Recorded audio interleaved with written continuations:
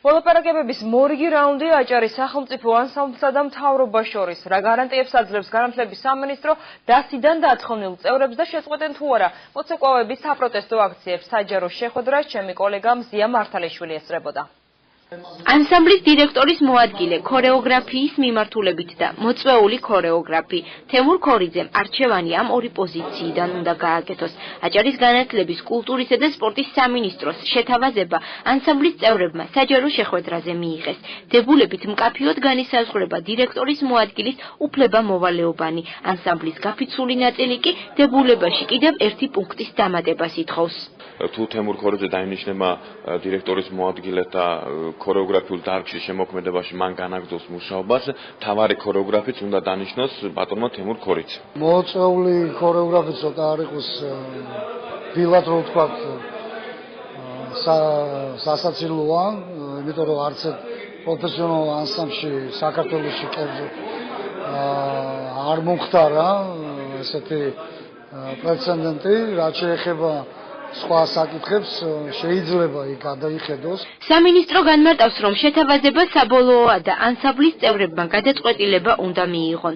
ლადომ გალობლიშვილი გათავისუფლებულ მოცეკვავეებს სამსახურში აღდგენის გარანტიას, ქორიძეს კი შემოქმედებით საქმიანობაში სრულ თავისუფლებას პირდება. დავალოდებით მათ პასუხს და დარჩენ უკვე იქნება მათზე დამოკიდებული. შეთავაზება არის ორი. ნიშნავს მოწვეულ ქორეოგრაფად ვაძლევთ სრულ თავისუფლებას და მეორე ნიშნავს დირექტორის მოადგილეს და ვაძლევთ კურაციას ძირითად ანსამბლზე.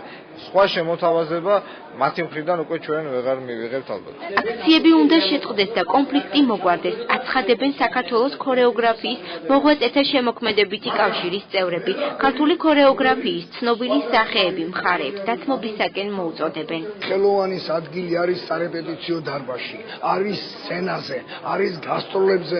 ისინი ვალდებული არიან მიანიჭონ ადამიანებს სიხარული და ბედნიერება, ყველა განშტოებები და არა გაფიცვები. ბოლოს და ბოლოს აი ამ გაუთავებელ დავას, ამ გაუთავებელს, რომელიც უკვე მთელ საქართველოში სალაპარაკოდ და პრობლემად იქცა, წერტილი უნდა დაესვას. ერთ ანსამბლში ორი ქორეოგრაფი შეიძლება რომ იყოს. ის ორ ქორეოგრაფში, რომელი აჯობებს, ხალხი ხო დაინახავს, მაყურებელი ხო დაინახავს იმ დადგმულ ცეკვებს. ხო შეაფასებს ამას და ეს ყველა გაიმარჯვებს ის ვინ ძლიერია, ხო? გათანხმდნენ, იმუშაონ, ირეპეტიციონ, მოვიდნენ სამსახურში და უკარგავენ თავის ადგილებს.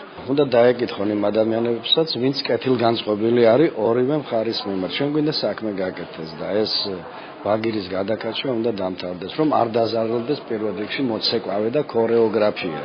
შეტყდება თუ არა საპროტესტო აქციები და დაბრუნდებიან თუ არა სარეპეტიციო დარბაზში. გადაწყვეტილებას მოცეკვავეები რამდენიმე დღეში მიიღებენ.